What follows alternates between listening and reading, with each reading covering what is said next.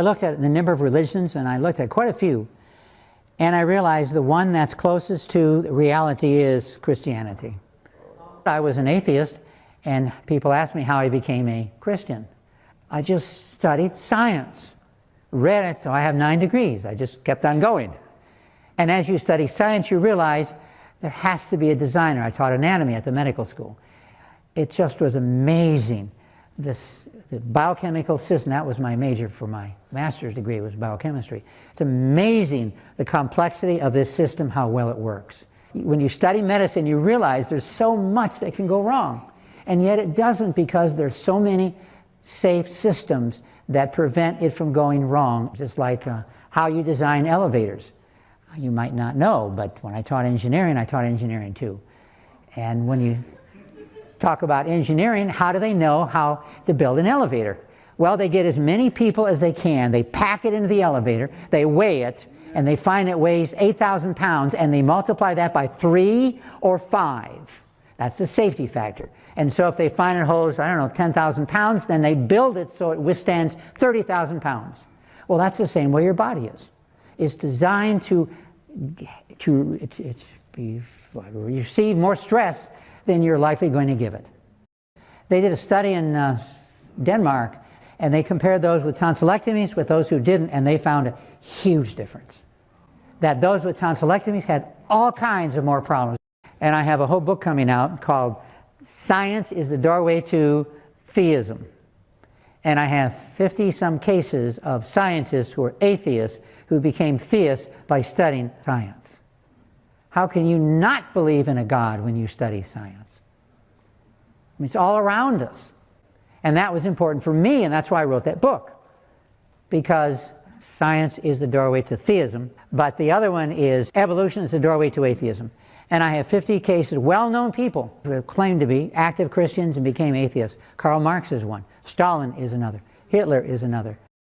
And so I think a lot of bright students we lose because they're turned off by the evolution. A student told me this because he switched schools, and I asked why, and he said, well, first day we walked into class, she said, biology class, she said, how many of you are creationists or doubt evolution? Raise your hand. So 4 or 5 people raised their hand. So then she said, could you 5 please stand up? So they stood up. She said, you're going to flunk this class. I strongly recommend you leave now.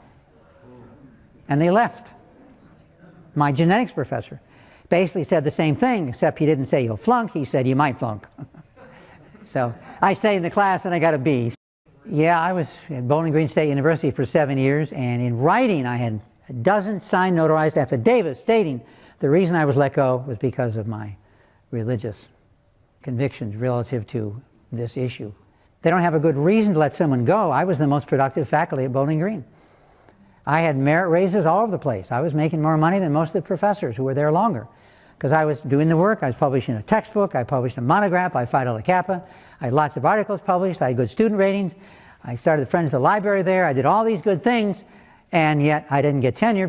What could we say to fellow believers who say God created through evolution? Yeah, that's the most common comment I get, because people commonly believe that because I can believe both science and the Bible. The problem is neither science nor the Bible teaches theistic evolution. And the problem is, let's prove evolution first, then let's try to harmonize it with the Bible. And the problem is, clearly, evolution is the doorway to atheism.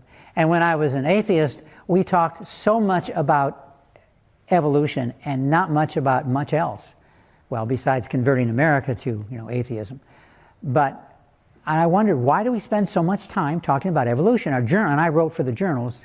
Valerie Marie O'Hara, you might have known her. She liked me. We had a good relationship, and she published everything I wrote, which I was flattered with.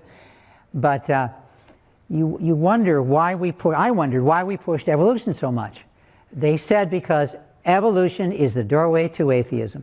You want to help people become atheists? The easiest way is convince them to become evolutionists. We'll start with first grade, we'll just introduce the ideas, and by the time they get to high school level, they'll be convinced evolutionists. And they cover evolution in first grade now in many of the schools. The problem of fraud in society, it's a, quote, a serious, deeply rooted problem. that affects no small number of contemporary scientific research studies, especially in the field of evolution.